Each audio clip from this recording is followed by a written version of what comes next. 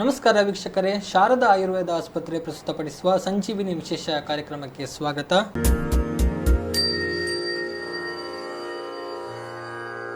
ಆಯುರ್ವೇದ ಅನ್ನುವಂಥದ್ದು ಬಹಳ ಪ್ರಾಚೀನವಾದ ಒಂದು ಚಿಕಿತ್ಸಾ ಪದ್ಧತಿ.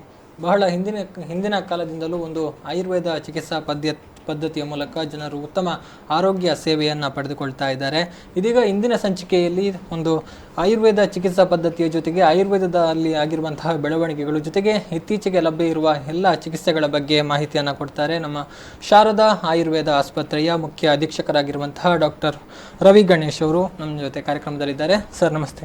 ನಮಸ್ತೆ ಸರ್, ಕಾರ್ಯಕ್ರಮವನ್ನು ಆರಂಭ ಮಾಡುವ ಮೂಲಕ ಈ ಆಯುರ್ವೇದ ಅನ್ನುವಂಥದ್ದು ಈಗಾಗಲೇ ಹೇಳಿರುವ ಹಾಗೆ ಬಹಳ ಪ್ರಾಚೀನವಾದ ಒಂದು ಆಯುರ್ವೇದ ಚಿಕಿತ್ಸಾ ಪದ್ಧತಿಯಾಗಿರುವಂಥದ್ದು. ಈಗ ಶಾರದಾ ಆಯುರ್ವೇದ ಆಸ್ಪತ್ರೆಯು ಕಳೆದ 2 ವರ್ಷಗಳಿಂದ ಆರೋಗ್ಯ ಕ್ಷೇತ್ರದಲ್ಲಿ ಸೇವೆಯನ್ನು ಸಲ್ಲಿಸ್ತಾ ಬಂದಿರುವಂಥದ್ದು. ಇದೀಗ ಹೊಸ ಆಸ್ಪತ್ರೆ ಕೂಡ, ಮಲ್ಟಿ ಸ್ಪೆಷಾಲಿಟಿ ಆಸ್ಪತ್ರೆ ಕೂಡ ಆರಂಭಗೊಂಡಿರುವಂಥದ್ದು. ಸರ್, ಆಯುರ್ವೇದ ಚಿಕಿತ್ಸೆ ಅಂದರೆ ಏನು ಸರ್? ಅಂದರೆ ಆಯುರ್ವೇದ ಚಿಕಿತ್ಸೆಯಲ್ಲಿ ಹೇಗೆಲ್ಲ ಜನರಿಗೆ ಅನುಕೂಲಗಳಾಗ್ತಾ ಇದೆ ಅನ್ನುವಂಥದ್ದು, ಅಂದರೆ ಹಿಂದಿನ ಕಾಲದಿಂದ ಕಂಪೇರ್ ಮಾಡಿದರೆ ಈಗಿರುವಂತಹ ಚಿಕಿತ್ಸಾ ಪದ್ಧತಿಗಳ ಜೊತೆಗೆ ಆಯುರ್ವೇದ ಹೇಗೆ ಜನರಿಗೆ ಉತ್ತಮ ಆಗಿದೆ ಅನ್ನುವಂಥದ್ದು. ನೋಡಿ, ಆಯುರ್ವೇದ ಅನ್ನುವಂಥದ್ದು ಭಾರತೀಯ ಚಿಕಿತ್ಸಾ ಪದ್ಧತಿ. ಈ ಭಾರತೀಯ ಚಿಕಿತ್ಸಾ ಪದ್ಧತಿ ಶತಮಾನಗಳಿಂದ ಜನರು ಉಪಯೋಗಿಸಿದ ಒಂದು ಚಿಕಿತ್ಸಾ ಪದ್ಧತಿಯಾಗಿತ್ತು. ಆಯುರ್ವೇದ ಒಂದು ಕೇವಲ ಚಿಕಿತ್ಸೆ ಅಲ್ಲದೆ ಒಂದು ಜೀವನ ಪದ್ಧತಿಯೂ ಹೌದು. ಆಯುಷೋ ವೇದ ಆಯುರ್ವೇದ. ಯಾವ ವೇದವು ಆಯುರ್ವೇದವನ್ನು ಆಯುಷ್ಯವನ್ನು ಕಲಿಸಿಕೊಡ್ತದೋ, ಆಯುಷ್ಯದ ಬಗ್ಗೆ ತಿಳುವಳಿಕೆಯನ್ನು ಹೇಳುತ್ತದೋ, ಜೀವನವನ್ನು ತಿಳಿಸುತ್ತದೋ ಅದೇ ಆಯುರ್ವೇದ ಪದ್ಧತಿ. ಬ್ರಿಟಿಷರು ಭಾರತಕ್ಕೆ ಬಂದ ನಂತರ ಆಯುರ್ವೇದ ಸ್ವಲ್ಪ ಹಿಂಬಡ್ತಿಯಾಯಿತು. ಆಧುನಿಕ ವೈದ್ಯ ಪದ್ಧತಿ ಮುನ್ನೆಲೆಗೆ ಬಂತು. ಇದರಿಂದಾಗಿ ಆಯುರ್ವೇದದ ಹಲವಾರು ಔಷಧಗಳನ್ನು ಜನರು ಉಪಯೋಗಿಸದೆ ಆಧುನಿಕ ವೈದ್ಯಕೀಯ ಪದ್ಧತಿಯ ಸೆಳೆತಕ್ಕೆ ಒಳಗಾಗಿ ಕೇವಲ ಆಧುನಿಕ ವೈದ್ಯಕೀಯ ಪದ್ಧತಿಯನ್ನೇ ನಂಬಿ ಮುನ್ನಡಲಿಕ್ಕೆ ಶುರುವಾದರು. ಈಗ ಹಲವಾರು ಅದರ ಎಲ್ಲ ವೈದ್ಯಕೀಯ ಪದ್ಧತಿಯು ಒಳ್ಳೆಯದೇ, ಯಾವುದರಲ್ಲೂ ಸಮಸ್ಯೆ ಇಲ್ಲ ಅನ್ನುವಂಥದ್ದು ಹೇಳಲಿಕ್ಕಾಗೋದಿಲ್ಲ. ಯಾವುದೇ ವೈದ್ಯಕೀಯ ಪದ್ಧತಿ ಕಂಪ್ಲೀಟ್ ಅಲ್ಲ. ಹಾಗಿರುವಾಗ ಲೋಕದಲ್ಲಿ, ವಿಶ್ವದಲ್ಲಿ ಒಂದು 70% ರೋಗಗಳು ಅವುಗಳಿಗೆ ದೀರ್ಘಕಾಲದ ಚಿಕಿತ್ಸೆಯ ಅಗತ್ಯ ಬೀಳ್ತದೆ. ಕೇವಲ ಒಂದು 30% ರೋಗಕ್ಕೆ ತುರ್ತು ಚಿಕಿತ್ಸೆಯ ಅಗತ್ಯ ಬೀಳ್ತದೆ. ಹಾಗೆ ಎಲ್ಲ ರೋಗಗಳಿಗೂ ಆಧುನಿಕ ವೈದ್ಯಕೀಯ ಪದ್ಧತಿಯೇ ಒಂದು ಪರಿಹಾರ ಅನ್ನುವಂಥದ್ದು ತಪ್ಪು ಕಲ್ಪನೆ. ಉದಾಹರಣೆಗೆ ಭಾರತದಲ್ಲಿ ಆಯುರ್ವೇದ ಉಂಟು, ಯೋಗ ನ್ಯಾಚುರೋಪತಿ ಇದೆ, ಯುನಾನಿ ಮೆಡಿಸಿನ್ ಇದೆ, ಅದರ ಜೊತೆಗೆ ಹೋಮಿಯೋಪತಿ ಇದೆ, ಹಲವಾರು ಚಿಕಿತ್ಸೆಗಳಿದ್ದಾವೆ. ಸಿದ್ಧ ಅನ್ನುವಂಥದ್ದು ತಮಿಳುನಾಡಿನಲ್ಲಿ ಸಿದ್ಧ ಚಿಕಿತ್ಸೆ ಇದೆ. ಹಲವಾರು ಕೆಲವು ಪಾರಂಪರಿಕ ಚಿಕಿತ್ಸೆಗಳು, ಹಲವು ಪ್ರದೇಶದಿಂದ ಬೆಳೆದು ಬಂದಂತಹ ಚಿಕಿತ್ಸೆಗಳಿದೆ. ಇನ್ನೊಂದು, ಚೈನಾದಲ್ಲಿ ಚೈನೀಸ್ ಮೆಡಿಸಿನ್ ಅನ್ನುವಂಥದ್ದು ತುಂಬ ಪ್ರಾಮುಖ್ಯತೆಯನ್ನು ಪಡೆದಿದೆ. ಜನರು ಅಲ್ಲಿ ರೋಗಕ್ಕೆ ತುತ್ತಾದಾಗ ಚೈನೀಸ್ ಮೆಡಿಸಿನ್ಗೆ ಮೊದಲು ಹೋಗ್ತಾರೆ, ಆಮೇಲೆ ಆಧುನಿಕ ವೈದ್ಯಕೀಯ ಪದ್ಧತಿಯಲ್ಲಿ ಏನೆಲ್ಲ ಅಗತ್ಯ ಇದೆ ಆ ಚಿಕಿತ್ಸೆಯನ್ನು ತೆಗೆದುಕೊಳ್ತಾರೆ. ಆದರೆ ದುರ್ದೈಶವಶಾತ್ ನಮ್ಮಲ್ಲಿ ಏನಾಗಿದೆ ಅಂದರೆ, ನಾವು ಆಯುರ್ವೇದವನ್ನು ತುಂಬ ನಮ್ಮದಲ್ಲ ಅಂತ ಭಾವನೆ ಬಂದು ಜನರು ಅದನ್ನು ಬಿಟ್ಟು ಎಲ್ಲದಕ್ಕೂ ಪರಿಹಾರವನ್ನು ನಾವು ಒಂದೇ ಪದ್ಧತಿಯಲ್ಲಿ ನೋಡುವಂಥದ್ದು ತುಂಬಾ ತಪ್ಪಾಗಿದೆ, ಕಂಡು ಬರ್ತಾ ಇರುವಂಥದ್ದು. ಹೌದು. ಹೀಗಾಗಿ ಜನರಿಗೆ ಒಂದು ಪ್ರಕೃತಿದತ್ತವಾದ ಆಯುರ್ವೇದ ಚಿಕಿತ್ಸೆಯ ಮೂಲಕವೇ ಉತ್ತಮವಾದ ಸೇವೆ ಲಭ್ಯ ಆಗಬೇಕು ಅಂತ ಶಾರದಾ ಆಯುರ್ವೇದ, ಅಂದರೆ 100 ಬೆಡ್ಗಳ ಸೌಲಭ್ಯವುಳ್ಳಂತಹ ಈಗ ಶಾರದಾ ಆಯುರ್ವೇದ ಆಸ್ಪತ್ರೆ ಈಗಾಗಲೇ ಉದ್ಘಾಟನೆಗೊಂಡು ಸೇವೆಯನ್ನು ಕೊಡ್ತಾ ಇರುವಂಥದ್ದು. ಸರ್, ಈ 100 ಬೆಡ್ಗಳ ಆಸ್ಪತ್ರೆಯಲ್ಲಿ, ಶಾರದಾ ಆಯುರ್ವೇದ ಆಸ್ಪತ್ರೆಯಲ್ಲಿ ಏನೆಲ್ಲ ವೈಶಿಷ್ಟ್ಯಗಳಿದೆ ಅನ್ನುವಂಥದ್ದು? ಹೌದು, ಇದನ್ನು ಹೇಳುವ ಮೊದಲಿಗೆ ಇನ್ನೊಂದು ವಿಷಯವನ್ನು ನಾನು ಹೇಳಿ ಬಯಸ್ತೇನೆ. ಹೇಳಿ. ಏನಂದರೆ, ಮೊದಲು ನೀವು ನೋಡಿರ್ಬೋದು, ಈಗ ಈ ಹಸಿರು ಕ್ರಾಂತಿಗೆ, ಕೃಷಿಯ ಹಸಿರು ಕ್ರಾಂತಿಗೋಸ್ಕರ ರಾಸಾಯನಿಕ ಗೊಬ್ಬರವನ್ನು, ರಾಸಾಯನಿಕ ಸಿಂಪಡಣೆ ಎಲ್ಲ ಪ್ರಾರಂಭ ಆಯಿತು, ಉತ್ಪತ್ತಿ ಜಾಸ್ತಿ ಆಯಿತು. ಅದೇ ರೀತಿ ಕೇವಲ ಆಧುನಿಕ ವೈದ್ಯಕೀಯ ಪದ್ಧತಿಯನ್ನೇ ಅವಲಂಬಿಸಿ ಅಡ್ಡ ಪರಿಣಾಮಗಳು ತುಂಬ ಜಾಸ್ತಿ ಆಯಿತು. ಈಗ ಜನರು ಆಹಾರದಲ್ಲಿ ನೀವು ನೋಡಿರ್ಬೋದು, ಎಲ್ಲಿ ಹೋದರೂ ನೀವು ಯಾವುದೇ ಮಾಲಿಗೆ ಹೋಗಿ ಯಾವುದೇ ಅಂಗಡಿಗೆ ಹೋಗಲಿ, ಆರ್ಗ್ಯಾನಿಕ್ ವೆಜಿಟೇಬಲ್ಸ್, ಆರ್ಗ್ಯಾನಿಕ್ ಫುಡ್ಸ್ ಅನ್ನುವಂಥದ್ದು ತುಂಬಾ ಪ್ರಾಮುಖ್ಯತೆ. ರಾಸಾಯನಿಕ ರಹಿತ ಫುಡ್ಗಳಿಗೆ ಬೇಡಿಕೆ ಏನಿದು ಆರ್ಗ್ಯಾನಿಕ್? ಇದು ಸಾವಯವ ಆಹಾರ ಆಗಿರ್ಬೋದು, ಸಾವಯವ ತರಕಾರಿ ಆಗಿರ್ಬೋದು, ಅಂದ್ರೆ ಯಾವುದೇ ರಾಸಾಯನಿಕವನ್ನು ನಾವು ಸಿಂಪಡಿಸುವುದಿಲ್ಲ ಅನ್ನುವಂಥದ್ದನ್ನು ಅವರು ಹೇಳ್ತಾ ಇದ್ದಾರೆ. ನೈಸರ್ಗಿಕವಾಗಿ ಆಯುರ್ವೇದವು ಒಂದು ನೈಸರ್ಗಿಕ ಚಿಕಿತ್ಸೆ. ಆಯುರ್ವೇದ ಪ್ರಕೃತಿಯಿಂದ ಬಂದದ್ದು. ಈ ದೇಹವು ಪ್ರಕೃತಿಯ ಕೊಡುಗೆ. ಹಾಗಿರುವಾಗ ಈ ಪ್ರಕೃತಿಯ ಕೊಡುಗೆ ಆಗಿರುವಂತಹ ದೇಹಕ್ಕೆ ಪ್ರಕೃತಿಯೇ ಚಿಕಿತ್ಸೆ ಕೊಡಬೇಕು ಹೊರತು ರಾಸಾಯನಿಕ ಅಲ್ಲ. ಇದನ್ನು ನಾವು ತಿಳ್ಕೊಳ್ಬೇಕು. ಖಂಡಿತ. ಆದ್ರೆ ನಾನು ಮೊದಲು ಹೇಳಿದ ಹಾಗೆ ಅದನ್ನು ನಾನು ಕೇವಲ ಆಯುರ್ವೇದವೇ ಬೇಕು, ಆಯುರ್ವೇದವನ್ನೇ ಮಾಡಿ ಅಂತ ಹೇಳುತ್ತಿಲ್ಲ. ಕೆಲವೊಂದು ರೋಗಗಳಿಗೆ ಆಧುನಿಕ ಪದ್ಧತಿಯನ್ನು ಬಳಸಬೇಕಾಗ್ತದೆ. ಅದೇ ರೀತಿ ನಮ್ಮ ಶಾರದಾ ಆಯುರ್ವೇದ ಆಸ್ಪತ್ರೆ ಇತ್ತೀಚೆಗೆ 100 ಹಾಸಿಗೆ ಆಯುರ್ವೇದ ಆಸ್ಪತ್ರೆ ಆರಂಭಗೊಂಡಿದೆ. ನಮ್ಮಲ್ಲಿ ಒಳರೋಗಿ ವಿಭಾಗ ಮತ್ತು ಹೊರರೋಗಿ ವಿಭಾಗ 2 ಚಿಕಿತ್ಸಾ ವಿಭಾಗಗಳಿದ್ದಾವೆ. ಹೊರರೋಗಿ ವಿಭಾಗದಲ್ಲಿ 9 ಪ್ರತ್ಯೇಕ ಹೊರರೋಗಿ ವಿಭಾಗಗಳಿದೆ. ಅದರಲ್ಲಿ ಕಾಯ ಚಿಕಿತ್ಸಾ ಅನ್ನುವಂಥ ಒಂದು ವಿಭಾಗ, ಅಂದರೆ ಜನರಲ್ ಮೆಡಿಸಿನ್. ಇನ್ನೊಂದು ವಿಭಾಗ ಪಂಚಕರ್ಮ ಅನ್ನುವಂಥ ವಿಭಾಗ. ಇನ್ನೊಂದು ಪ್ರಸೂತಿ ತಂತ್ರ ಮತ್ತು ಸ್ತ್ರೀರೋಗ ಅನ್ನುವಂಥ ವಿಭಾಗ. ಇನ್ನೊಂದು ಶಲ್ಯತಂತ್ರ ಅಂದರೆ ಸರ್ಜರಿ ರಿಲೇಟೆಡ್ ಡಿಸೀಸ್ ಅನ್ನು ನೋಡುವಂತಹ ವಿಭಾಗ. ಶಾಲಾಕ್ಯ ತಂತ್ರ, ಅದರಲ್ಲಿ ಕಣ್ಣು ಮತ್ತು ಕಿವಿ, ಮೂಗು, ಗಂಟಲಿನಂತಹ ರೋಗಗಳಿಗಿರುವಂತಹ ಚಿಕಿತ್ಸೆ. ಆಮೇಲೆ ಸ್ವಸ್ಥಋತ್ತ ಏವಂ ಯೋಗ ಅನ್ನುವಂಥ ಇನ್ನೊಂದು ವಿಭಾಗ. ಬಾಲರೋಗ ಅನ್ನುವಂತಹ ಮಕ್ಕಳ ಚಿಕಿತ್ಸೆಯ ವಿಭಾಗ ಮತ್ತು ಒಂದು ತುರ್ತು ಚಿಕಿತ್ಸೆಯ ವಿಭಾಗವು ಒಳಗೊಂಡಿದೆ. ಈಗ ಕಾಯ ಚಿಕಿತ್ಸಾ ಅಂತ ಹೇಳಿದ್ರೆ ಸರ್, ಕಾಯ ಚಿಕಿತ್ಸಾ ವಿಭಾಗದಲ್ಲಿ ಯಾವೆಲ್ಲ ಚಿಕಿತ್ಸಾ ಅಂದ್ರೆ ನೋಡಿ, ಜನರಲ್ ಮೆಡಿಸಿನ್ ಅಂತ ಹೇಳ್ತೇವೆ. ಜನರಲ್ ಮೆಡಿಸಿನ್ ಅಲ್ಲಿ ಹಲವು ರೋಗಗಳು, ಅಂದ್ರೆ ಈಗ ಗಂಟು ರೋಗಗಳು ಇರ್ಬೋದು. ಆಯುರ್ವೇದಕ್ಕೆ ತುಂಬಾ ಜನರು ಬರುವಂತದ್ದು ಗಂಟು ರೋಗದ ಚಿಕಿತ್ಸೆಗೆ. ಗಂಟು ನೋವು ಅಥವಾ ಬೆನ್ನು ನೋವು ಇದ್ದಾಗ ಆಯುರ್ವೇದದ ನೆನಪು ಜನರಿಗೆ ಸದಾ ಆಗ್ತದೆ. ಹೆಚ್ಚಾಗಿ ಕೆಲವರು ತಿರಸ್ಕರಿಸಲ್ಪಟ್ಟ ಅಥವಾ ಶಸ್ತ್ರಚಿಕಿತ್ಸೆ ಆಗಲೇಬೇಕು ಅಂತ ಹೇಳಿದಾಗ ಆಯುರ್ವೇದ ಚಿಕಿತ್ಸೆಯ ಕಡೆಗೆ ಮುಖ ಮಾಡುವಂಥದ್ದು ಜಾಸ್ತಿ. ಹಾಗೆ ರುಮೆಟೈಡ್ ಆರ್ಥರೈಟಿಸ್ ಇರ್ಬೋದು, ಅಥವಾ ನಾನು ಹೇಳಿದಾಗೆ ಸಂಧಿಗತ ವಾತ, ಆಮವಾತ, ಈ ರುಮ್ಯಾಟಿಕ್ ಕಂಡೀಷನ್ಸ್ಗಳಿಗೆ ಆಯುರ್ವೇದದಲ್ಲಿ ಉತ್ತಮ ಚಿಕಿತ್ಸೆ ಇದೆ.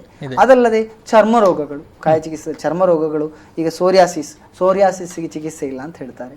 ಆದರೆ ಆಯುರ್ವೇದದಲ್ಲಿ ನಾವು ಉತ್ತಮವಾದ ಚಿಕಿತ್ಸೆಯನ್ನು ಕೊಡುವುದರಲ್ಲಿ ಸಫಲರಾಗಿದ್ದೇವೆ.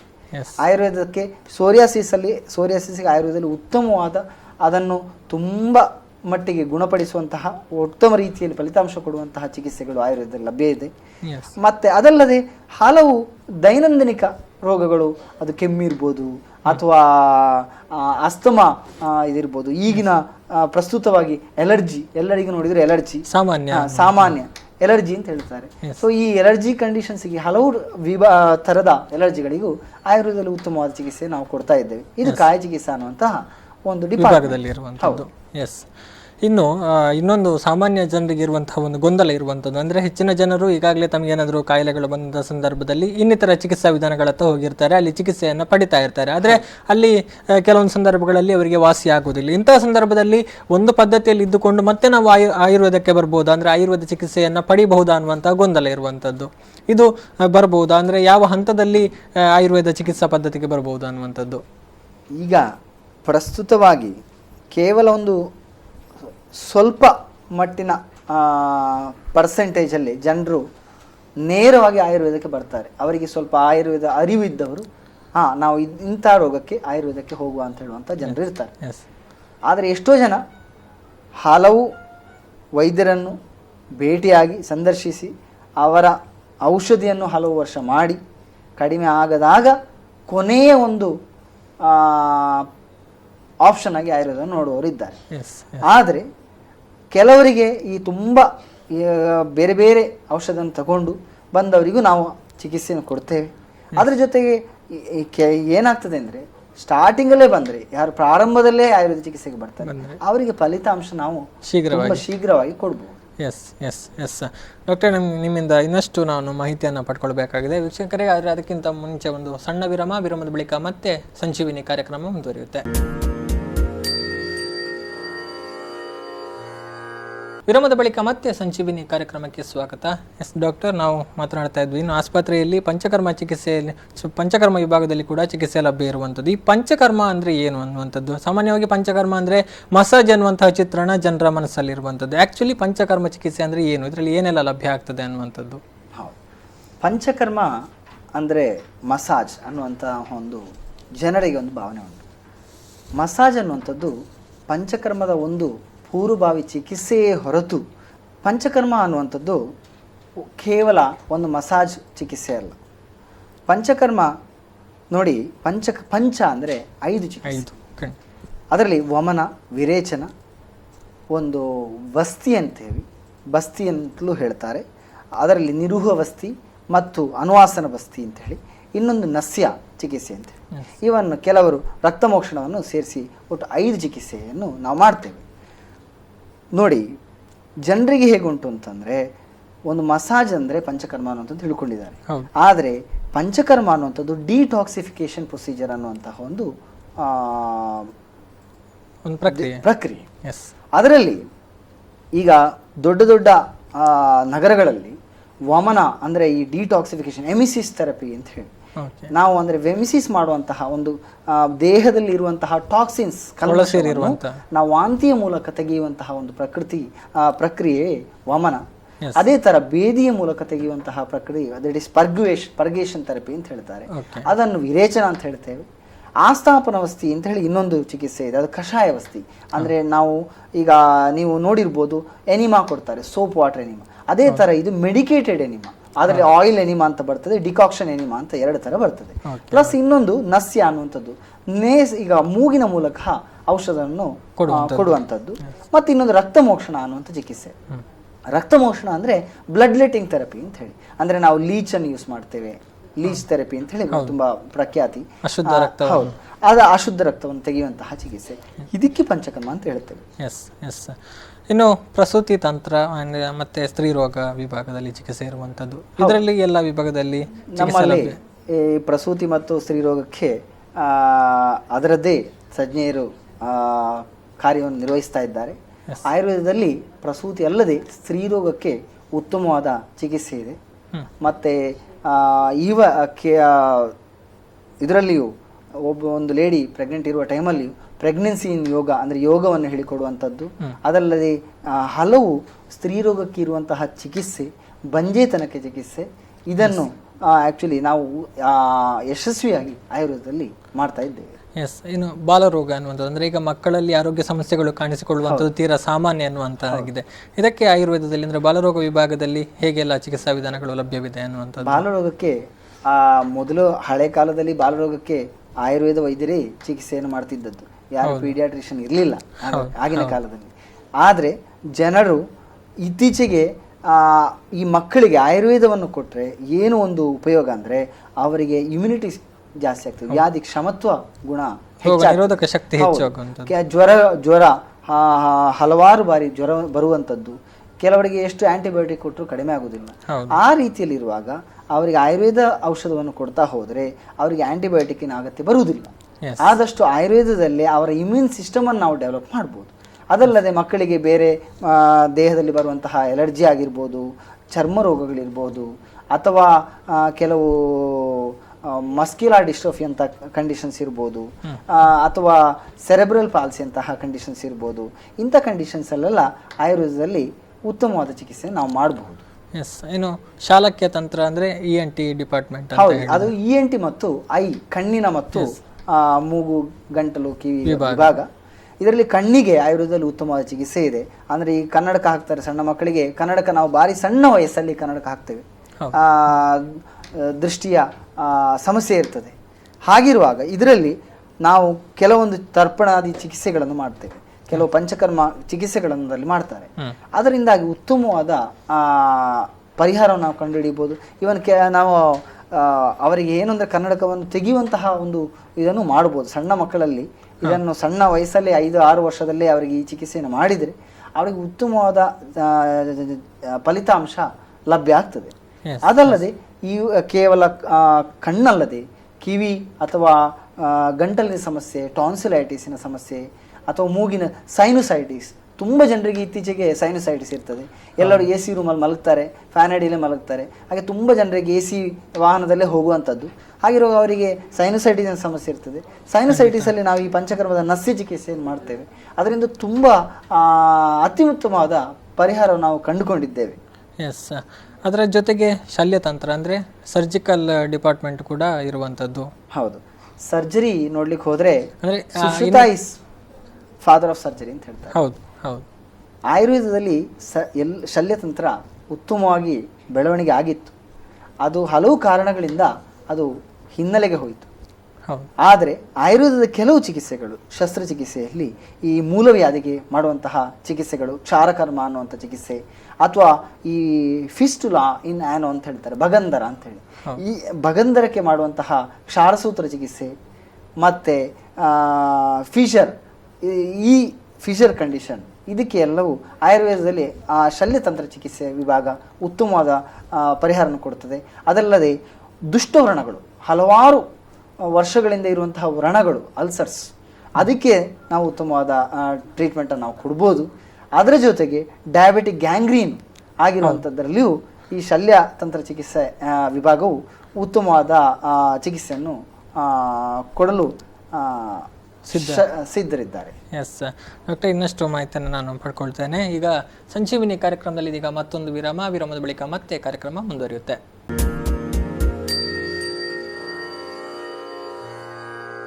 ವಿರಾಮದ ಬಳಿಕ ಮತ್ತೆ ಸಂಜೀವಿನಿ ವಿಶೇಷ ಕಾರ್ಯಕ್ರಮಕ್ಕೆ ಸ್ವಾಗತ.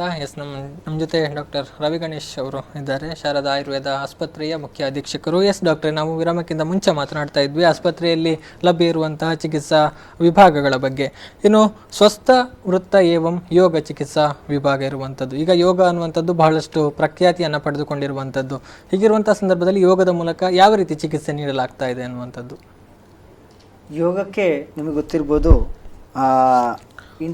ಇಂಟರ್ನ್ಯಾಷನಲ್ ಯೋಗ ಡೇ ಅನ್ನುವಂಥದ್ದನ್ನು ನಾವು ಇತ್ತೀಚೆಗೆ 2 ವರ್ಷದಿಂದ ಆಚರಣೆ ಮಾಡ್ತಾ ಇದ್ದೇವೆ. ಅದೇ ರೀತಿ ಕಳೆದ ವರ್ಷ ಕೇಂದ್ರ ಸರ್ಕಾರವು ನ್ಯಾಷನಲ್ ಆಯುರ್ವೇದ ಡೇ ಅನ್ನುವಂಥದ್ದನ್ನು ಒಂದು ಧನ್ವಂತರಿ ದಿನ ಆರಂಭ ಮಾಡಿದೆ. ಬರುವ ನವೆಂಬರ್ 9ಕ್ಕೆ ಧನ್ವಂತರಿ ದಿವಸವನ್ನು ನಾವು ಆಚರಣೆ ಮಾಡ್ತೇವೆ. ಅದನ್ನೇ ನ್ಯಾಷನಲ್ ಆಯುರ್ವೇದ ಡೇ ಅಂತೇಳಿ ಆಚರಣೆ ಮಾಡ್ತಾ ಇದ್ದೇವೆ. ಈಗ ಇತ್ತೀಚೆಗೆ ಯೋಗಕ್ಕೆ ಉತ್ತಮವಾದ ಪ್ರಾಮುಖ್ಯತೆ ಬಂದಿದೆ. ವಿಶ್ವದಾದ್ಯಂತ ಎಲ್ಲ ದೇಶಗಳಲ್ಲೂ ಯೋಗದ ಬಗ್ಗೆ ಅರಿವು ಮೂಡಿ ಬಂದಿದೆ. ಅದೇ ತರಹ ಆಯುರ್ವೇದದ ಬಗ್ಗೆಯೂ ಅರಿವು ಮೂಡ್ತಾ ಇದೆ. ಒಂದು ಆಯುಷ್ ಮಿನಿಸ್ಟ್ರಿ, ಆಯುಷ್ ಮಂತ್ರಾಲಯವನ್ನೇ ಕೇಂದ್ರ ಸರ್ಕಾರ ಪ್ರಾರಂಭ ಮಾಡಿದೆ. ಇದರಲ್ಲಿ ಹಲವು MOUಗಳನ್ನು ಹಲವು ವಿದೇಶದಲ್ಲಿ ಇದು ಮಾಡಿದ್ದಾರೆ, ಸಹಿ ಹಾಕಿದ್ದಾರೆ. ಹಾಗೆ ಯೋಗದ ಬಗ್ಗೆ ಹೇಳೋದಾದರೆ, ನಾವು ಈ ಸ್ವಸ್ಥವೃತ್ತ ವಿಭಾಗದಲ್ಲಿ ಒಬ್ಬ ರೋಗವನ್ನು ಹೇಗೆ ತಡೆಗಟ್ಟಬಹುದು, ರೋಗ ಬರದೇ ಇರಲಿಕ್ಕೆ ಏನು ಮಾಡ್ಬೋದು, ಇದರ ಬಗ್ಗೆ ಪ್ರಿವೆಂಟಿವ್ ಮೆಡಿಸಿನ್, ಇದರ ಬಗ್ಗೆ ಜಾಸ್ತಿ ಪ್ರಾಮುಖ್ಯತೆಯನ್ನು ಕೊಡ್ತೇವೆ. ಅದರ ಜೊತೆಗೆ ನಾವು ಯೋಗವನ್ನು ಹೊರರೋಗಿ ವಿಭಾಗದಲ್ಲಿ ಮತ್ತು ಒಳರೋಗಿ ವಿಭಾಗದಲ್ಲಿ ನಾವು ಕಲಿಸಿಕೊಡ್ತೇವೆ. ಒಬ್ಬ ಆಯುರ್ವೇದ ಚಿಕಿತ್ಸೆಗೆ ಬಂದರೆ ಕೇವಲ ಅವನಿಗೆ ಪಂಚಕರ್ಮ ಚಿಕಿತ್ಸೆ ಅಲ್ಲದೆ ಔಷಧಿ ಅಲ್ಲದೆ ಅವನಿಗೆ ರೋಗಕ್ಕೆ ಅನುಗುಣವಾಗಿ ಯೋಗವನ್ನು ಹೇಳಿಕೊಡುವಂತಹ ಒಂದು ಪದ್ಧತಿಯನ್ನು ನಾವು ಅಳವಡಿಸಿಕೊಂಡಿದ್ದೇವೆ. ಎಸ್ ಡಾಕ್ಟ್ರೆ, ಇನ್ನು ಒಳರೋಗಿಯಾಗಿ ಬರುವಂಥ ಇಂಥ ಪೇಷಂಟ್ಗಳು ಬರ್ತಾರೆ ಅನ್ನುವಂಥದ್ದು, ಅಂದರೆ ಯಾವ ಕಾಯಿಲೆಯಿಂದ ಬಳಲ್ತಾ ಇರುವವರು ಒಂದು ಒಳರೋಗಿಗಳಾಗಿ ದಾಖಲಾತಿಯನ್ನು ಪಡಿತಾರೆ ಅನ್ನುವಂಥದ್ದು ಆಸ್ಪತ್ರೆಗೆ? ನಾನೀಗ ಹೇಳಿದ ಎಲ್ಲ ವಿಭಾಗದಲ್ಲೂ ಆಯುರ್ವೇದಕ್ಕೆ ಒಳರೋಗಿಗಳಾಗಿ ಬರುವ ರೋಗಿಗಳು ಇದ್ದಾರೆ. ಅದರಲ್ಲಿ ಪ್ರಾಮುಖ್ಯವಾಗಿ ಪಕ್ಷಾಘಾತ ಆಗಿರ್ಬೋದು, ಅರ್ಧಿತ ಆಗಿರ್ಬೋದು, ಅಥವಾ ಗಂಟು ನೋವಾಗಿರ್ಬೋದು, ಅಥವಾ ಚರ್ಮ ರೋಗಗಳಾಗಿರ್ಬೋದು, ಸೊಂಟು ನೋವು ಇರ್ಬೋದು, ಬೆನ್ನು ನೋವು ಅಥವಾ ಸೊಂಟು ನೋವು, ಅಥವಾ ನಿಮಗೆ ಹೇಳಿದರೆ ಸರ್ವೈಕಲ್ ಸ್ಪಾಂಡಿಲೋಸಿಸ್ ಇರ್ಬೋದು, ಅಥವಾ ನ್ಯೂರಾಲಜಿಕಲ್ ಡಿಸಾರ್ಡರ್ಸ್, ಹಲವಾರು ನ್ಯೂರಾಲಜಿಕಲ್ ಡಿಸಾರ್ಡರ್ ಅಂತ ಪಾರ್ಕಿನ್ಸೋನಿಸಮ್ ಇರ್ಬೋದು, ಅಥವಾ ಕೆಲವು ನರರೋಗಗಳು ಏನು ಹಲವು ವರ್ಷದಿಂದ ವಾಸಿಯಾಗಂತಹ ನರರೋಗಗಳಿರ್ಬೋದು. ಇಂತಹ ರೋಗಿಗಳು ಆಯುರ್ವೇದಕ್ಕೆ ಜಾಸ್ತಿ ಬರ್ತಾರೆ. ಮತ್ತು ಅದಲ್ಲದೆ ಈ ನಾನೀಗ ಹೇಳಿದಂತಹ ಹಲವು ವಿಭಾಗಗಳಿರ್ಬೋದು, ಅದರಲ್ಲಿ ಮೂಲವ್ಯಾಧಿ ಇರ್ಬೋದು, ಭಗಂದ್ರ ಇರ್ಬೋದು, ಸ್ತ್ರೀರೋಗ ಇರ್ಬೋದು, ಅಥವಾ ಕಣ್ಣಿನ ಸಮಸ್ಯೆ ಇರ್ಬೋದು. ಇದಕ್ಕೂ ಆಯುರ್ವೇದದಲ್ಲಿ ಚಿಕಿತ್ಸೆಗಾಗಿ ಒಳರೋಗಿಗಳಾಗಿ ರೋಗಿಗಳು ದಾಖಲಾತಿ.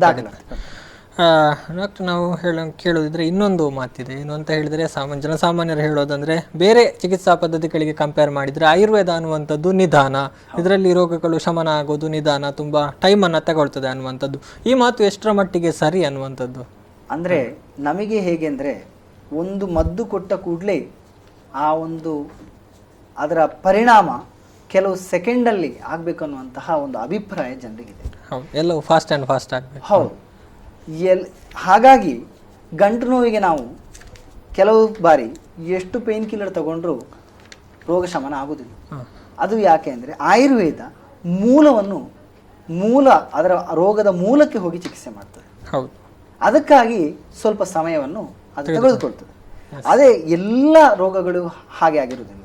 ಎಲ್ಲ ರೋಗಕ್ಕೂ ಆಯುರ್ವೇದ ಚಿಕಿತ್ಸೆ ತುಂಬ ಏನು ಹೇಳ್ತೀರಿ, ಸ್ಲೋ ಅಂತ ಹೇಳುವಂಥದ್ದು ತಪ್ಪಾಗ್ತದೆ. ಕೆಲವು ರೋಗಗಳಿಗೆ ದೀರ್ಘಕಾಲ ಚಿಕಿತ್ಸೆ ಅಗತ್ಯವಾಗ್ತದೆ. ಈಗ ಚರ್ಮ ರೋಗ ಇರ್ಬೋದು, ಸೋರಿಯಾಸಿಸ್ ಆದರೆ ಅದು ಯಾವುದೇ ಪದ್ಧತಿ ಆದರೂ ಅವರಿಗೆ 1 ದಿನದಲ್ಲಿ 2 ದಿನದಲ್ಲಿ ನಾವು ಯಾರೂ ಅದಕ್ಕೆ ಶಮನ ಮಾಡ್ಲಿಕ್ಕೆ ಸಾಧ್ಯ ಇಲ್ಲ. ಒಂದು ಗಂಟು ನೋವು ಇರ್ಬೋದು, ನೋವನ್ನು ಶಮನ ಮಾಡ್ಬೋದು, ಆದರೆ ಆ ರೋಗವನ್ನು ಶಮನ ಮಾಡಲಿಕ್ಕೆ ಅದಕ್ಕೆ ಕೆಲವು ದಿನಗಳು ಬೇಕಾಗ್ತದೆ. ಹಾಗಾಗಿ ಆಯುರ್ವೇದಕ್ಕೆ ಬರುವವರು ಏನಾಗಿರ್ತದೆ ಅಂದರೆ, ಹಲವು ವರ್ಷ ಚಿಕಿತ್ಸೆಯನ್ನು ಮಾಡಿ ಮತ್ತೆ ನಮ್ಮಲ್ಲಿಗೆ ಬರುವವರಾಗಿರ್ತಾರೆ. ಅವರಿಗೆ ನಾವು ಅವರ ಆ ರೋಗದ ಮೂಲಕ್ಕೆ ಹೋಗಿ ಚಿಕಿತ್ಸೆ ಮಾಡುವಾಗ ಅದು ಸಮಯವನ್ನು ತೆಗೆದುಕೊಳ್ಳುವುದು ಸಹಜ. ಎಸ್ ಸರ್, ಖಂಡಿತ. ಸಂಪೂರ್ಣವಾಗಿ ರೋಗ ನಿವಾರಣೆ ಆಗಬೇಕಿದ್ರೆ ಸಮಯ ಬೇಕೇ ಬೇಕು ಅನ್ನುವಂಥದ್ದು. ಹೌದು. ಎಸ್ ಡಾಕ್ಟರ್, ಇನ್ನು ಆಸ್ಪತ್ರೆಯಲ್ಲಿ ಬಡ ರೋಗಿಗಳಿಗೆ ಏನೆಲ್ಲ ಅನುಕೂಲತೆಗಳಿದೆ ಅಂದರೆ, ಬಡ ರೋಗಿಗಳ ಒಂದು ಹಿತದೃಷ್ಟಿಯಿಂದ ಯಾವುದಾದ್ರೂ ವಿಶೇಷ ಯೋಜನೆಗಳನ್ನು ಏನಾದರೂ ಮಾಡಲಾಗಿದೆಯಾ ಅನ್ನುವಂಥದ್ದು? ಬಡ ರೋಗಿಗಳಿಗೆ ನಾವು ಜನರಲ್ ವಾರ್ಡಲ್ಲಿ, ಸಾಮಾನ್ಯ ದರ್ಜೆಯ ವಾರ್ಡಲ್ಲಿ ನಾವು ಯಾವುದೇ ಬೆಡ್ ಚಾರ್ಜ್ ಅಂತ ತಗೊಳ್ಳೋದಿಲ್ಲ, ಹಾಸಿಗೆ ಚಾರ್ಜ್ ಅಂತ ತಗೊಳ್ಳೋದಿಲ್ಲ. ಅತಿ ಕಡಿಮೆ ವೆಚ್ಚದಲ್ಲಿ ನಾವು ಅವರಿಗೆ ಚಿಕಿತ್ಸೆಯನ್ನು ಮಾಡಿಕೊಡ್ತಾ ಇದ್ದೇವೆ. ಹಾಗೂ ಅದಲ್ಲದೆ ನೀವು ಬೇರೆ ದರ್ಜೆಯನ್ನು ಕೇಳಿದರೆ, ಎಲ್ಲ ದರ್ಜೆ, ಈಗ ಸಾಮಾನ್ಯ ದರ್ಜೆಯಿಂದ ಹಿಡಿದು ಎಲ್ಲ ದರ್ಜೆಗೆ ಅನುಗುಣವಾಗಿರುವಂತಹ ನಮ್ಮ ಕೊಠಡಿಗಳಾಗಿರ್ಬೋದು, ಚಿಕಿತ್ಸೆಗಳಾಗಿರ್ಬೋದು, ಎಲ್ಲವೂ ನಮ್ಮಲ್ಲಿ ಲಭ್ಯ ಇದೆ. ಎಸ್ ಡಾಕ್ಟರ್, ನಾವು ಇನ್ನೊಂದು ಇಲ್ಲಿ ಗಮನಿಸಬೇಕಾದ ಅಂಶ ಅಂತ ಹೇಳಿದರೆ, ಈಗ ಎಲ್ಲರೂ ಹೇಳುವ ಹಾಗೆ ಈಗಿನ ಮನುಷ್ಯರಿಗೆ ಬರುವಂಥ ಎಲ್ಲ ಕಾಯಿಲೆಗಳಿರ್ಬೋದು, ಆರೋಗ್ಯ ಸಮಸ್ಯೆಗಳಿರ್ಬೋದು, ಇದಕ್ಕೆ ಎಲ್ಲ ನಮ್ಮ ಆಹಾರ ಪದ್ಧತಿಯೇ ಕಾರಣ ಅನ್ನುವಂಥದ್ದು. ಈ ಬಗ್ಗೆ ಏನು ಹೇಳ್ತೀರಿ ಡಾಕ್ಟರ್? ಅಂದರೆ ನಿಮ್ಮೊಂದು ಆಸ್ಪತ್ರೆಯಲ್ಲಿ ಈ ಬಗ್ಗೆ ಒಂದು ವಿಶೇಷವಾದ ವ್ಯವಸ್ಥೆಯನ್ನು ಮಾಡಲಾಗಿದೆ, ಅಂದರೆ ಡಯಟೆಡ್ ಫುಡ್ಡನ್ನು ಆಸ್ಪತ್ರೆಯಲ್ಲಿ ನೀಡಲಾಗ್ತಾ ಇದೆ. ಇದರ ಜೊತೆಗೆ ಜನರು ಯಾವ ರೀತಿ ತಮ್ಮ ಒಂದು ಆರೋಗ್ಯದಲ್ಲಿ ಒಂದು ಪಥ್ಯವನ್ನು ಕಾಪಾಡಿಕೊಳ್ಳುವ ಮೂಲಕ ಒಂದು ಆರೋಗ್ಯವನ್ನು ಕಾಪಾಡಿಕೊಳ್ಬೋದು ಅನ್ನುವಂಥದ್ದು? ನಮ್ಮಲ್ಲಿ ಪಥ್ಯಾಹಾರ ವಿಭಾಗಕ್ಕೆ ತುಂಬ ಪ್ರಾಮುಖ್ಯತೆಯನ್ನು ನಾವು ಕೊಡ್ತೇವೆ. ಯಾವುದೇ ಒಳರೋಗಿ ಬಂದಾಗ ಅಥವಾ ಹೊರರೋಗಿ ಇರ್ಬೋದು, ನಾವು ಪಥ್ಯವನ್ನು ಹೇಳುವಂಥದ್ದನ್ನು ನಾವು ಎಲ್ಲ ರೋಗಿಗಳಿಗೆ ಪಥ್ಯವನ್ನು ಹೇಳಿಯೇ ಹೇಳ್ತೇವೆ. ನಮ್ಮ ಒಂದು ಶ್ಲೋಕ ಇದೆ, ಪಥ್ಯೇ ಸತಿ ಗದಾರ್ಥಸ್ಯಂ ಕಿಂ ಔಷಧಂ ನೃಣಾಮ್ ಅಂತೇಳಿ. ಪಥ್ಯ ಅಸತಿ ಗದಾರ್ಥಸ್ಯ ಕಿಂ ಔಷಧಂ ನೃಣಾಮ್ ಅಂತೇಳಿ. ಅಂದರೆ ಪಥ್ಯ ಬಲ್ಲವನಿಗೆ ರೋಗ ಇಲ್ಲ ಅನ್ನುವಂಥದ್ದು. ಅದೇ ಥರ ಪಥ್ಯ ಮಾಡದವನಿಗೆ ಔಷಧ ಅಗತ್ಯವೂ ಇಲ್ಲ ಅಂತ ಹೇಳ್ತಾರೆ. ಯಾಕೆಂದರೆ ಅವನು ಪಥ್ಯ ಮಾಡದೇ ಇದ್ದರೆ ಆ ರೋಗ ಗುಣ ಆಗುವುದಿಲ್ಲ. ಯಾವುದೇ ಎಲ್ಲ ರೋಗಿಗಳಿಗೆ ನಾವು ಅವರ ರೋಗಕ್ಕೆ ಅನುಸಾರವಾಗಿ ನಾವು ಪಥ್ಯವನ್ನು ಹೇಳಬೇಕಾಗ್ತದೆ. ಆ ಯಾವುದು ನಿಧಾನ ಅಂತ ಹೇಳಿದರೆ ಕಾಸಿಟಿವ್ ಫ್ಯಾಕ್ಟರ್ಸ್, ಅದು ಆಹಾರದಲ್ಲೂ ಇರ್ತದೆ. ಯಾವ ಆಹಾರದಿಂದ ಆ ರೋಗ ಬಂದಿರ್ತದ, ಅಥವಾ ಒಂದು ರೋಗಕ್ಕೆ ಯಾವ ಆಹಾರ ಪೂರಕವಾಗಿರ್ತದೋ ಅದನ್ನು ನಾವು ತಡೆ ಹಿಡಿಯಲೇಬೇಕು. ಆಗಲೇ ನಮಗೆ ಉತ್ತಮವಾದ ಚಿಕಿತ್ಸೆಯ ಒಂದು ಫಲಿತಾಂಶವನ್ನು ನಾವು ಕಾಣ್ಬೋದು. ಪಥ್ಯಾಹಾರ ವಿಭಾಗದಲ್ಲಿ ನಾವು ರೋಗಿಗಳಿಗೆ ಅವರ ರೋಗಕ್ಕೆ ಅನುಸಾರವಾಗಿ ಯಾವ ಚಿಕಿತ್ಸೆಗಳು ಬೇಕು, ಯಾವ ಆಹಾರ ಬೇಕು, ಇದೆಲ್ಲವನ್ನು ನಾವು ಜೊತೆಯಾಗಿ ಯೋಗ ಆಗಲಿ, ಆಹಾರ ಆಗಲಿ, ಚಿಕಿತ್ಸೆ, ಈ ಚಿಕಿತ್ಸೆ, ಆಹಾರ ಮತ್ತು ಇದು ಯೋಗ ಎಲ್ಲವೂ ಜೊತೆಗೆ ಹೋದರೆ ಮಾತ್ರ ಅವರಿಗೆ ಉತ್ತಮವಾದ ಫಲಿತಾಂಶವನ್ನು ನಾವು ಕಾಣ್ಬೋದು. ಎಸ್, ಖಂಡಿತವಾಗಲಿ. ಅಂದರೆ ಜನರು ಕೂಡ ಆಹಾರವನ್ನು, ದಿನನಿತ್ಯದ ಆಹಾರವನ್ನು ಸೇವನೆ ಮಾಡುವಂಥ ಸಂದರ್ಭದಲ್ಲಿ ಒಂದು ಪಥ್ಯಯುತ, ಅಂದರೆ ಯಾವ ರೀತಿ ಒಂದು ಆರೋಗ್ಯವನ್ನು ಕಾಪಾಡಿಕೊಳ್ಬೋದು, ಅಥವಾ ಆರೋಗ್ಯಕ್ಕೆ ಹಾನಿಕರ ಅಲ್ಲದ ಆಹಾರಗಳನ್ನು ಸ್ವೀಕರಿಸಿದರೆ ಆರೋಗ್ಯವನ್ನು ಕಾಪಾಡಿಕೊಳ್ಬೋದು ಅನ್ನುವಂಥದ್ದು. ಹೌದು. ಈಗ ನೋಡಿ, ಈ ಜನರು, ಈಗ ನಾವು ತುಂಬ ಈಗಿನ ಫಾಸ್ಟ್ ಫುಡ್ ಅಂತ ಹೇಳ್ತೇವೆ, ಇದೆಲ್ಲ ಫಾಸ್ಟ್ ಫುಡ್ ಆಗಿರ್ಬೋದು, ಜಂಕ್ ಫುಡ್ ಇರ್ಬೋದು, ಇದನ್ನು ನಾವು ತುಂಬ ಸೇವನೆ ಮಾಡ್ತೇವೆ. ಇದರಿಂದ ದೇಹದಲ್ಲಿ ತುಂಬ ಟಾಕ್ಸಿನ್ಸ್ ಇರ್ತದೆ. ಅದಕ್ಕೆ ಕೆಲವು ಜನರಿಗೆ ಎಲರ್ಜಿ ಬರ್ತದೆ ದೇಹದಲ್ಲಿ, ಹಸಿವು ಸರಿ ಇರುವುದಿಲ್ಲ, ಅಥವಾ ಇದು ಬೊಜ್ಜಿನ ಸಮಸ್ಯೆ ಬರ್ಬೋದು, ಅಥವಾ ಶುಗರ್ ಬರ್ಬೋದು, ಡಯಾಬಿಟಿಸ್ ಬರ್ಬೋದು. ಇದೆಲ್ಲ ಈಗಿನ ಆಹಾರ ಪದ್ಧತಿಯಿಂದ ಆಗಿರುವಂತಹ ಒಂದು ತೊಂದರೆಗಳು. ಹಾಗಾಗಿ ಆಹಾರಕ್ಕೆ ನಾವು ತುಂಬ ಪ್ರಾಮುಖ್ಯತೆ ಕೊಡಲೇಬೇಕಾಗ್ತದೆ. ಎಸ್ ಎಸ್ ಸರ್, ಬಹಳಷ್ಟು ವಿಷಯಗಳನ್ನು ತಿಳಿಸಿಕೊಟ್ರಿ. ಹಾಗೆಯೇ ಶಾರದಾ ಆಯುರ್ವೇದ ಆಸ್ಪತ್ರೆಯಲ್ಲಿ ಲಭ್ಯ ಇರುವಂತಹ ಚಿಕಿತ್ಸೆಗಳ ಬಗ್ಗೆ ಮಾಹಿತಿಯನ್ನು ಕೊಟ್ಟಿದ್ರಿ. ಧನ್ಯವಾದಗಳು ಸರ್. ಎಸ್, ನಮ್ಮ ಜೊತೆ ಶಾರದಾ ಆಯುರ್ವೇದ ಆಸ್ಪತ್ರೆಯ ಅಧೀಕ್ಷಕ ಡಾಕ್ಟರ್ ರವಿ ಗಣೇಶ್ ಅವರು ಮಾಹಿತಿಯನ್ನು ನೀಡಿದರು. ಶಾರದಾ ಆಯುರ್ವೇದ ಆಸ್ಪತ್ರೆಯಲ್ಲಿ ಲಭ್ಯ ಇರುವಂತಹ ಚಿಕಿತ್ಸಾ ವಿಭಾಗಗಳ ಬಗ್ಗೆ ಮಾಹಿತಿಯನ್ನು ನೀಡಿದರು. ಹಾಗೆಯೇ ಲಭ್ಯವಿರುವಂತಹ ಸೇವೆಗಳ ಬಗ್ಗೆ ಕೂಡ ಮಾಹಿತಿಯನ್ನು ನೀಡಿರುವಂಥದ್ದು. ಇದು ಇವತ್ತಿನ ಸಂಜೀವಿನಿ. ಮುಂದಿನ ಕಾರ್ಯಕ್ರಮದೊಂದಿಗೆ ಮತ್ತೆ ನಿಮ್ಮನ್ನು ಭೇಟಿ ಮಾಡ್ತೇವೆ. ನಿರಂತರ ಸುದ್ದಿ, ಮಾಹಿತಿ ಮತ್ತು ಮನೋರಂಜನೆಗಾಗಿ ನೋಡ್ತಾ ಇರಿ V4 ನ್ಯೂಸ್. ನಮಸ್ಕಾರ.